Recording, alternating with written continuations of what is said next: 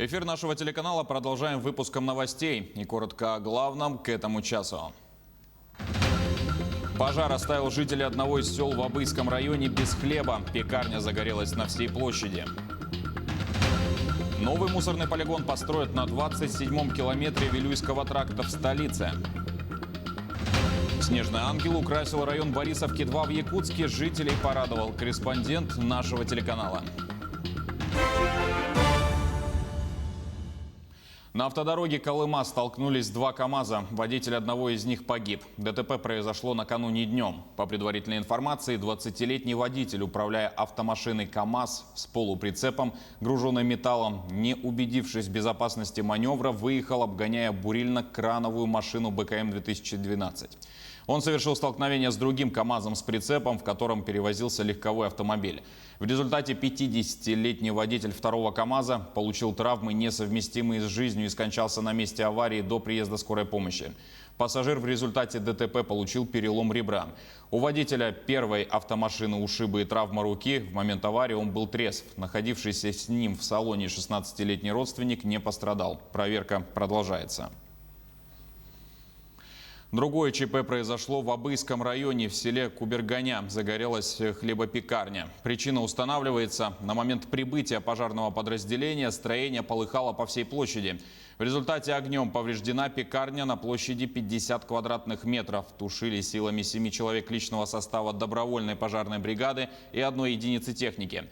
Помощь оказывали 30 человек из числа местного населения. Причина, виновное лицо и ущерб устанавливаются. По данным же из социальных сетей, в настоящее время организована временная доставка хлеба из села Абы и поселка Белая гора. 39 новых случаев коронавируса выявили в Якутии за сутки. По данным оперативного штаба, из них в Якутске 29. По 2 случая зарегистрированы в Мегино-Кангаласском, Нерюнгринском, Тампонском районах. По одному заболевшему в Алданском, Вилюйском, Кобяйском и Татинском районах. К другим новостям. Росстат рассказал, какие продукты подорожали в феврале. Куриное мясо в России выросло в цене на 4,7%. Яйцо на 2,3%. Кроме того, на 0,2% выросла средняя стоимость подсолнечного масла, несмотря на действие соглашений о стабилизации цен. Тогда как сахар, напротив, подешевел на 0,8%, следует из данных Росстата.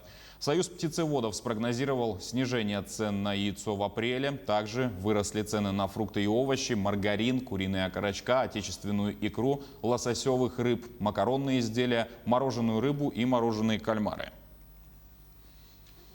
В Минтруде объяснили новые правила заполнения электронных трудовых книжек. С сегодняшнего дня вступил в силу закон, разрешающий россиянам обращаться в пенсионный фонд для включения сведений в электронные трудовые книжки всего стажа. В электронной трудовой указывают информацию с начала 2020 года, а предыдущий стаж сохраняется в бумажном аналоге. Перенос записей в цифру потребует личного обращения с бумажной трудовой в любое отделение ПФР. Гражданину предложат написать заявление с просьбой включить в электронную трудовую стаж за все годы работы. Якутия вошла в число регионов России с самой доступной ипотекой. В сообщении говорится, что это стало возможным благодаря льготным программам в регионах Дальневосточного федерального округа. На первом месте стоит Чукотский автономный округ. Там же личный кредит выходит в среднем со ставкой 4,98%. В Приморском крае 5,89% и в Якутии 5,94%. Такая высокая стоимость обслуживания ипотеки зафиксирована в Чечне, Ингушетии и Тыве. Там средняя ставка превысила 8% годовых. 27-й километр Вилюйского тракта. Именно там будет находиться новый мусорный полигон в столице региона. Эта зона оказалась наиболее оптимальной. Она расположена на достаточном расстоянии, чтобы соответствовать всем требованиям безопасности, в том числе и авиационной. Во время публичных слушаний по оценке воздействия полигона на окружающую среду, которые состоялись на днях, общественность также поддержала проект. Проект нового полигона предусматривает разделение участка под размещение ТКО на производственную зону для захоронения, собственно, отходов и хозяйственную для содержания объекта. Поскольку первый этап строительства планируется полностью ввести до конца 2022 года, руководство республики поставило задачу ускорить работы в текущем году. Это позволит приблизить сроки рекультивации действующей свалки. Во исполнение распоряжения нами в прошлом году были сделаны подготовительные мероприятия. Это изыскание мы провели и заключили договора на проектирование. Ну и все сопутствующие работы по заключению договора там и так далее.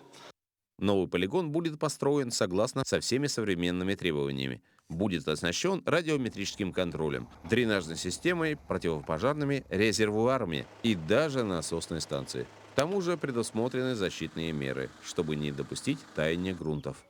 Вокруг делается обваловка, ну, если так попроще объяснить, да, это, и потом теплоизолирующий и гидроизолирующий слой будет, потом будут ложиться наши отходы, естественно, и эти отходы, ну, как послойно будут покрываться песком. Также проектом предусмотрено строительство собственных очистных сооружений, то есть на полигон отходы будут поступать из мусороперегрузочной станции уже после первичной обработки и сортировки. Около 60 дорожных знаков планируют установить в Алекминске в этом году. Об этом сообщила районная администрация. Знаки установят возле школы номер 4, а также детских садов «Аленушка», «Журавушка», «Березка» и «Звездочка». Отмечается, что в 2020 году в городе установили 152 дорожных указателя. Сотрудники Центра подготовки кадров поставили рекорд в области онлайн-марафонов. Преподаватели проводили тренинги 12 часов подряд и успели обсудить 12 тем. Продолжит Анна Брянская. В великих компаниях знают, что нужно заниматься только тем, что действительно увлекает. Прежде чем принять хорошее решение, нужно выяснить, чего мы не знаем. Такие мотивационные цитаты расположены в Центре подготовки кадров. Здесь уже месяц проходят онлайн-тренинги, на которых можно обучиться чему угодно. Наушники, микрофон, камера и компьютер. Такой арсенал сопровождает Регину Юзмухаметову во время тренингов. Она один из спикеров марафона. Девушка знает, как написать деловое письмо быстро и понятно. Лайфхаками делится с аудиторией по ту сторону экрана. Нужно учиться по-другому доносить свою мысль до человека, не словами «так, нужно срочно, нужно вчера, сиди весь вечер, делай, мне там все равно» и так далее. После часового тренинга меняются спикеры, темы. И так 12 часов. К юбилею специалисты Центра подготовки кадров решили установить личный рекорд. Задумано, сделано. В республике настолько продолжительных марафонов не проходило. Сложно не было, все было драйвово. Тренеры сменяли друг друга. Мы в другом кабинете параллельно сидели, смотрели, как наши коллеги проводят тренинги. Было даже несколько человек, которые с нами были на протяжении всех 12 часов. Пройти мини-обучение могли все желающие, и таких оказалось около 200 человек. Одна из них – Галина Вакаринцева. Вооружившись кружкой кофе, девушка посетила 9 бесплатных занятий. Часть тренингов помогает в работе, часть информации, как уже сказала, уже мне была известна, потому что много прохожу курсов различных. Интересно послушать новый взгляд другого человека уже на привычные вещи и вспомнить те знания, которые имеются, и что-то открыть для себя новое. На 12-часовом марафоне каждый мог найти тему по душе. Как оказать первую помощь, написать деловое письмо, провести совещание, на котором не захочется спать. Организаторы тренингов результатом довольны. Анна Брянская, Кирилл Шолохов, Алексей Меркулин, телеканал «Алмазный край». Министерство обороны запустило исторический проект «Героини Великой Победы» о военном подвиге женщин. Публикация документов периода Великой Отечественной войны из фондов Центрального архива Минобороны является продолжением деятельности военного ведомства. В частности, на охрану исторической правды направлена данная работа. Раздел открывает докладная записка, в которой говорится, что за время войны в ряды Красной Армии были призваны и пришли добровольно сотни тысяч женщин. При этом только девушек-комсомолок насчитывается свыше 300 тысяч человек. Сахафильм готовится к выпуску новой картины, основанной на реальных событиях. Озвучка проходит в стенах студии регионального кинопроизводителя. Так в картине рассказывается про 1941 год, когда был ограблен золотой прииск в Алданском районе бандитами. Как рассказала команда киноленты, фильм был снят несколькими частями. На это повлияла в том числе и пандемия коронавируса. Чтобы выпустить качественный продукт с отличным звуком, режиссер-постановщик усердно работает над переозвучанием фильма. Ведь во время съемок много посторонних звуков, которые порой не сразу дают должный эффект. Сразу же после этой работы фильм пойдет на массовый показ. Переозвучка – это довольно частое событие.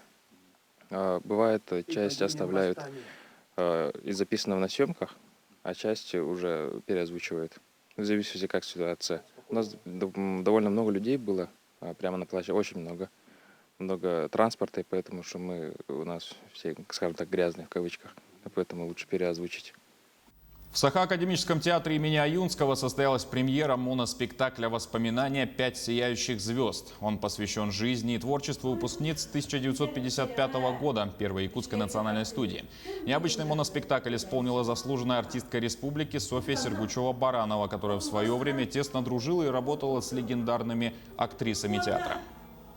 Оказывается, были очень счастливы, что мы с ними как партнеры работали.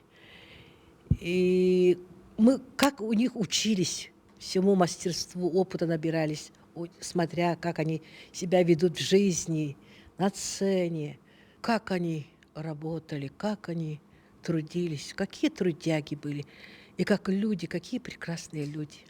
Вот об этом хочется. И вот как раз, видимо, и возраст уже подсказывает то, что вот пришла пора, когда мы обязаны это сделать. «Снежный ангел» украсил район Борисовки-2. Работа сделана руками нашего коллеги Алексея Лукьяненко к Международному женскому дню 8 марта. Таким образом, он поздравил прекрасную половину не только соседних дворов, но и всего города. Сюрпризу жители были рады и помогали мастеру чем могли. Сейчас это не просто украшение территории, но и популярная локация для фотографий. Особенно часто снимки на фоне фигуры делают влюбленные пары. А в вечернее время скульптура из снега даже светится. Алексей организовал подсветку. Вот девушкам и женщинам к такому замечательному празднику 8 марта решил сделать такой праздник. Поначалу переживал, боялся, думал, что не получится, но где-то по ходу дела стала приходить уверенность, стало подходить все больше людей, начали предлагать помощь. И хотелось бы, пользуясь случаем, сказать им огромное спасибо, потому что очень сильно помогли. Вот, например, девушка с этого корпуса принесла сердечко, мужчина с балкона дал 1000 рублей на краску, вот цветы, фон задний, освещение, гирлянды, нимб, все это помогли люди, и поэтому это очень приятно, что это все это лежит и никто ничего не трогает, и поэтому для меня это не просто ангелы снега, а как символ доверия к людям. И на этом пока все. Не забывайте носить маски, дезинфицировать руки и держать социальную дистанцию. До встречи в эфире.